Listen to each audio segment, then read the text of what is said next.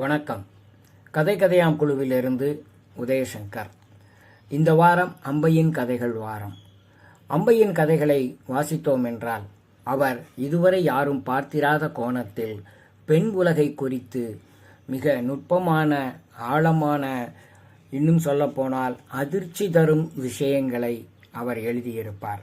அவருடைய வெளிப்பாடு என்ற கதையில் ஒரு பெண் தன் ஆயுள் காலம் முழுவதும் அடுக்கலையில் எத்தனை தோசைகளை சுட்டு போடுகிறாள், எத்தனை இட்லிகளை அவித்து கொட்டுகிறாள் என்று ஒரு கணக்கே போட்டிருப்பார். கிட்டத்தட்ட லட்சக்கணக்கான இட்லிகளை அவித்தும் தோசைகளை சுட்டும் போடுகிற அந்த பெண்ணினுடைய இருண்ட அடுக்களை குறித்து வாசிக்கும்போது நமக்கு அதிர்ச்சியாக இருக்கும். அப்படி மிக வித்தியாசமான கதைகளை எழுதக்கூடிய அம்பையின் இந்த கதை பயணம் 13 என்ற கதை. இந்த ஏற்கனவே அவர் பயணம் என்ற தலைப்பில் 20 கதைகளை எழுதியிருக்கிறார். அதில் பயணம் 13 என்ற இந்த கதையை இன்று நான் உங்களுக்கு சொல்லப் போகிறேன். அந்தேரி ரயில்வே ஸ்டேஷன் போகிறதுக்கு 9:15 221 பஸ்ஸை பிடிச்சா போகிறோம். ஜேபி தெருவில் மெட்ரோ கட்டிக்கிட்டு இருக்கிறாங்க. அந்த நெரிசலில் இருந்து தப்பிச்சு ஜூஹு வர்சாவோ பீச் வழியாக, இணைப்பு தெரு வழியாக போயிடலாம்.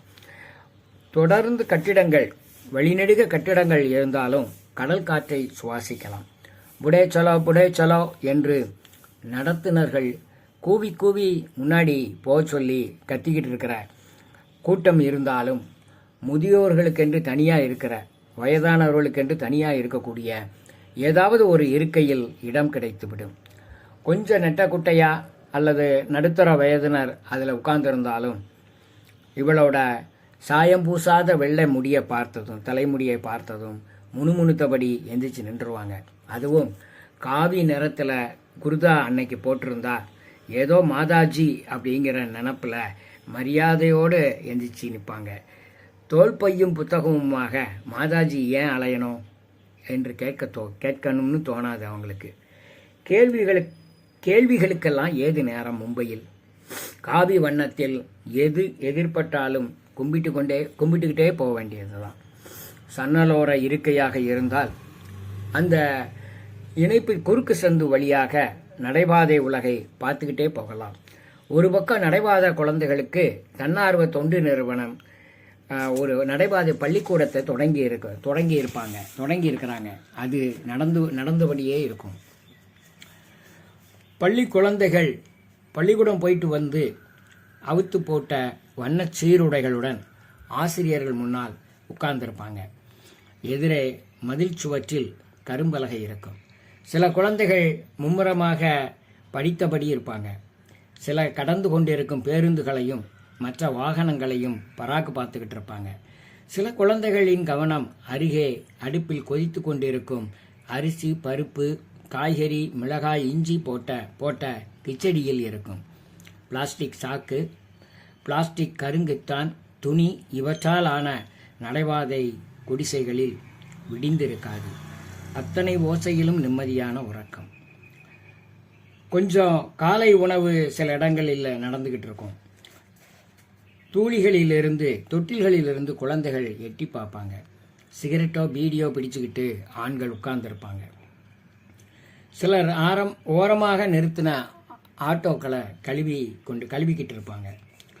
அந்த நேரத்தில் பேருந்தில் பள்ளி செல்லும் பிள்ளைகள் கூட்டம் அதிகமாக இருக்கும். அந்த இணைப்பு தெரு முனையில் உள்ள நிறுத்தத்திலோ அந்தேரி மேம்பாலத்தை பார்த்து போகிற 2வது நிறுத்தத்திலோ எல்லா பிள்ளைகளுமே இறங்கிடுவாங்க. அந்த விசேஷ பள்ளி பிள்ளைகளை தவிர அவர்கள் இறங்க வேண்டிய நிறுத்தம் மெயின் தெருவில் 8 இடத்தில் இருக்கக்கூடிய நிறுத்தம். அங்கு கட்டாயம் சிவப்பு விளக்கு எரியும். வழக்கமாக கூடவே வரும் அம்மாவோ அப்பாவோ நிதானமாக குழந்தைகளை இறக்கி கூட்டிகிட்டு போயிடுவாங்க. அருகிலேயே அந்த பள்ளிக்கூடம். சற்று கூம்பிய மாங்காய் தலையுடன், கீற்று கண்களுடன் அலைவாய்ந்தபடி இருக்கும் சிறிய குழந்தைகள். அவள் சிறுமியாக இருந்தபோது பாடிய மாங்காய்த்தலை முருகன் மஞ்சச்சட்டை மாட்டி அப்படிங்கிற பாட்டு ஞாபகத்துக்கு வரும். மாங்காய் தலை முருகன் மஞ்சள் சட்டை மாட்டி மொட்டை வண்டி ஏறி சந்தை கடைக்கு போவான். விதவிதமாய் மிட்டாய் விரைந்தோடி சென்று லட்டு விலை கேட்பான். லட்டு மிட்டாய்க்காரன் இவனிடம் காசு கேட்பான். காசு இல்லை என்பான் முருகன். காசு இல்லை என்றால் லட்டு இல்லை என்பான் மிட்டாய்க்காரன். லட்டு மிட்டாய்க்காரன் மெத்த கட்டிக்காரன் அப்படின்னு பாட்டு முடியும். எதையும் காசு தராம வாங்க முடியாது அப்படிங்கிறத குழந்தைகளுக்கு சொல்வதற்காக இந்த பாட்டு இருக்கலாம்னு நினைக்கிறான். ஆனால் மாங்காய் தலை முருகனை நினைக்கும் போதே மனம் உருகும். அவனுக்கு லட்டு கிடைக்கலையே என்று, அவனுக்கு ஏன் மாங்காய் தலை அப்படிங்கிற பேர் வந்துச்சு அப்படின்னு யோசிச்சு பார்த்தா அவன் அசடு அப்படின்னு பெரியவங்க அப்போ சொல்லியிருக்காங்க. அன்னைக்கு 9:15 பேர் பஸ்ஸை பிடிச்சாச்சு. சற்று கொஞ்சம் ஓடி போய் ஏற வேண்டியது இருந்தது. முன்பக்கமாக ஏறியதும் தான் தெரிஞ்சது. வயதானவர்களுக்கான அத்தனை இருக்கைகளிலும் வயதானவர்களே உட்கார்ந்துருந்தாங்க. ஓட்டுநருக்கு பக்கத்தில் இருந்த ஒரு இருக்கையில் உடல் ஊனமுற்றவர்களுக்கான இருக்கை. அதில் எப்போதாவது தான் யாராவது உட்கார்ந்துருப்பாங்க. அதிலும் யாராவது வயதானவர்களோ பள்ளி சிறுமியோ சிறுவனோ தான் இருப்பாங்க. நிறைய நாட்கள் அந்த ஒற்றை இருக்கை காலியாகத்தான் வரும். அன்னைக்கு அந்த இருக்கையில் ஒரு மீனவ பெண்மணியும் அவங்க மடியில் சற்றே கூம்பிய தலையுடன் கூடிய ஒரு 5 வயசு குழந்தையும் இருந்தாங்க. இவளை பார்த்த உடனே அந்த மீனவ பெண்மணி எந்திரிக்க முயற்சி செஞ்சாங்க. இவள் பரவாயில்ல உட்காருமா பரவாயில்ல என்று கூறியும் குழந்தையை தூக்கி நிறுத்தி வைத்துவிட்டு துமி பசா என்று சிநேகமாக சொன்னாங்க அந்த பெண்மணி. உட்கார்ந்து கொண்ட பிறகு அவளிடம் குழந்தைய வேணா என் மடியில் வச்சுக்கிடட்டா அப்படின்னு இவ கேட்குறா. அவ ஒரு இடத்துல உட்கார்ந்துருக்க மாட்டா, தொந்தரவு பண்ணிக்கிட்டே இருப்பா என்று அந்த மீனவ பெண்மணி சொல்கிறாங்க. குழந்தையிடம் தன் மடியை காட்டி உட்காருகிறாயா அப்படின்னு கேட்ட உடனே குழந்தை அம்மாவின் கையை வெடுக்கென்று உதறிவிட்டு இவ மடியில் ஏறி உட்கார்ந்துக்கிடுச்சு. ஆயிக என்று அதிசயத்தால் குழந்தையின் தாயார். அவளுக்கு ஆச்சரியமாக இருக்குது. யாருக்கிட்டேயும் போக மாட்டா, உங்கள் மடியில் உட்காந்துட்டாளே அப்படின்னு சொல்கிறாங்க அந்த மீனவ பெண்மணி. ரெட்டை ஜடை போட்டுக்கிட்டு தலையின் 2 பக்கத்துலேயும் நீல கலரில் ரிப்பன் முடிச்சு போட்டு மடியில் உட்கார்ந்துருந்த குழந்தைகிட்ட துஜா நாவ் காய் அப்படின்னு கேட்டாள் அவள். உன் பேர் என்ன? தாஹர் என்று குளறலாக பதில் வந்தது. அவள் பேர் தரியா என்றாள் அவளுடைய அம்மா. தரியான்னா கடல். அவள் அப்பாவும் அம்மாவும் கடலை சார்ந்தவர்கள், மீனவர்கள் அல்லவா. பேருந்து இணைப்பு தெருவினுடைய இறுதியில் வலது பக்கம் திரும்புவதற்கு முன்னால் வரும் சிவப்பு விளக்கு நிறுத்தத்தில் நின்றுச்சு. அங்கே 10 நிமிடங்களாவது நிற்கும். மெட்ரோ நெரிசலை தவிர்க்க நினைக்கும் அனைவரும் அந்த இணைப்பு தெருவுக்கு வருவதால் வாகனங்கள் ஒன்றை ஒன்று தொட்டுக்கொண்டு நிற்கும். நகர இடமில்லாமல் மடியில் தரியா இருப்பு கொள்ளாமல் தவித்தாள். அவளை அமைதிப்படுத்த சன்னல் வழியே வெளியே பார்க்கச் செய்தாள். வெளியே நடைபாதை கொட்டகையில் ஒரு பெண் 7-8 மாத குழந்தையை நீட்டிய கால்களின் மீது போட்டுக்கொண்டு குளிப்பாட்டி கொண்டிருந்தாள். தமிழ்நாட்டிலிருந்து வந்தவள் போல தெரிந்தாள். எண்ணெய் தடவி இருந்தாள் குழந்தைக்கு. கைகளையும் கால்களையும் இழுத்து அழுத்தி தேய்த்த போது குழந்தை கெக்கக் என்று சிரித்தது. தரியாவிடம் காட்டினாள் அதை. பாரு பாப்பா சிரிக்குது. தரியா அதை பார்த்து விட்டு இவளை பார்த்து சிரித்தாள். பக்கத்தில் இருந்த வாளியில் தண்ணீர் வைத்து கொண்டிருந்தாள் அந்த நடைபாதை பெண்மணி. சிறு குவளையில் அதை எடுத்து ஊற்றத் தொடங்கினாள். சுடுதண்ணீர் போல குழந்தையை கையை காலை உதைத்து அதை அனுபவித்தது. ஆமாம், மகாராணி வாரு, நெதம் வெந்நீர் ஊற்றி குளிப்பாட்டணும். ஆமாம், பெரிய ராணி. சிரிப்பு வருதா? என்றபடி குழந்தையின் மீது தேய்ந்து போன சோப்பை தேய்த்தாள் அந்த குழந்தையின் அம்மா. குழந்தை வயிற்றை எக்கி குதித்தது. ஏய் துள்ளாதடி அப்படின்னு சொல்லிக்கொண்டே மீண்டும் தண்ணீர் ஊற்ற தொடங்கினாள். தரியா இவள் மீது சாய்ந்தபடி அந்த காட்சியை பார்த்து கொண்டிருந்தாள். குழந்தையின் நெற்றி மேல் கை வைத்து முகத்தில் விழாமல் தலைக்கு தண்ணீர் ஊற்றினாள் அந்த நடைபாதை தாயார். பிறகு பழைய புடவை துண்டை எடுத்து குழந்தையை துடைத்து அதிலேயே சுற்றி வைத்தாள். உடனேயே அது அவளுடைய மார்பை தொட்டது. வந்துருமே அவசரம், என்னவா இப்போ, என்ன இருக்குதா அங்க என்று குழந்தையின் கைகளை அகற்றி சேலை தலைப்பை விலக்கி ரவிக்கையை மடக்கி குழந்தைக்கு பாலூட்ட ஆரம்பித்தாள். தரியா தன் சிறிய கண்களை விரித்து பார்த்தாள். பச்சை விளக்கு எரியவும் பேருந்து கிளம்பியது. தரியா அமைதியாக சில நிமிடங்கள் இருந்துவிட்டு தன் பள்ளி பையில் எதையோ தேட ஆரம்பித்தாள். தன் அம்மாவை பார்த்தாள். அம்மா உடனே பையனுடைய முன்பகுதியில் திறந்து வண்ண பென்சில் டப்பா ஒன்றை எடுத்து, இதுவா என்றாள்.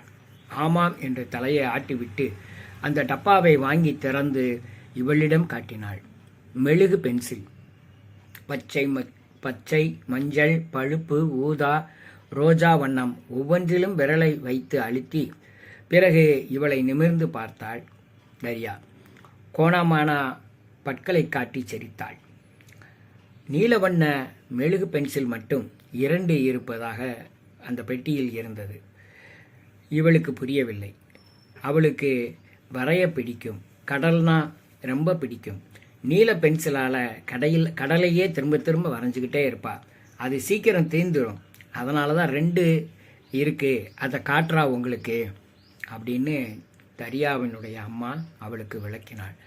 ஓ அப்படியா என்று தரியாவை கேட்டதும் உதட்டோரத்தில் எச்சில் வெளிய ஹக் என்று சிரித்தாள் தரியா. பிறகு இன்னும் பயன்படுத்தாத ஒரு நீலவண்ண மெழுகு பென்சிலை இவளிடம் எடுத்து நீட்டினாள் தரியா. இவள் எதுக்கு என்று கேட்டாள். மெழுகு பென்சிலால் இவள் கன்னத்தை தொட்டாள். உங்களுக்கு பென்சில் தரணுமா? வேண்டாம், நீயே வச்சுக்கிட்டு கடல் வரைவியாம், சரியா என்றதும் சட்டென தரியாவின் முகம் வாடியது. காலை உதச்சிக்கிட்டு உதட்ட பிதுக்கி அழப்போறது மாதிரியே பார்த்தா. உடனே தரியாவினுடைய அம்மா, வாங்கிக்குங்க மௌசி, உங்களை அவளுக்கு ரொம்ப பிடிச்சிருக்கு, நீங்கள் வாங்காட்டி அழுது அடம்பிடிப்பா என்று தரியாவின் அம்மா சொன்னாங்க. தரியாவினுடைய நீல ரிப்பன்கள் 2 காற்றில் பறந்துக்கிட்டே இருக்கு. இன்னும் இவள் பக்கம் நீட்டியபடி இருந்த நீலவண்ண பென்சில், கொண்டா என்று இவள் கையை நீட்டினாள். இவளுடைய கையில் அந்த மெழுகு பென்சிலை வைத்து அழுத்தினாள் தரியா. சட்டென்று ஒரு வினாடி இவள் மேல் சாய்ந்து கொண்டாள் தரியா. அவளுடைய சரியாவினுடைய அம்மா, தரியா பஸ் ஸ்டாப் வந்துருச்சு வா என்று எழுப்பி நிறுத்தினாள். பென்சில் டப்பாவை பையில் திணித்தாள். இருவரும் மெல்ல இறங்கினார்கள். சிவப்பு விளக்கு மாறுவதற்காக பேருந்து நின்று கொண்டிருந்தது. மெல்ல இருவரும் பேருந்தின் முன்னால் போய் வாகனங்களுக்கிடையில் தெருவை தாண்டினார்கள். மேம்பாலத்தை விரைவில் எட்ட உயரே கட்டப்பட்டிருந்த தாவு பாலத்தின் கீழே இருந்த இடத்தில் பல மோட்டார் கார்கள் நிற்க வைக்கப்பட்டிருந்தன. தெருவை தாண்டி அந்த கார்களையும் கடந்து தான் அந்த பக்கம் போக முடியும். தரியாவும் அவள் அம்மாவும் அந்த உயர்ந்த தாவு பாலத்தின் கீழே தெருவோட முனையில் இருந்த மேடாக இருக்கிற பகுதியில் நின்றுக்கிட்டு இருந்தாங்க. பிறகு அம்மா அவளுடைய கையை, தரியாவின் கையை மெல்ல பிடிச்சு இழுத்தபோது தரியா திடீர்னு இவளை பார்த்து திரும்பி கையை அசைத்து வாயை திறந்து சிரித்தபடி அம்மாவினுடைய இழுப்புக்கு ஏற்ப அவள் பின்னால் போனாள் தரியா. இவள் கையில் நீலவண்ண பென்சில் இருந்தது. சற்று தூரத்தில் இவள் பக்கம் பார்த்தபடி தெருவின் அந்த பக்கமாக கடந்து போனா தரியா. செல்லென்று உடல் மேல் கடல் அலையின் சிறு துளிகள் பட்டது போல் இருந்தது இவளுக்கு.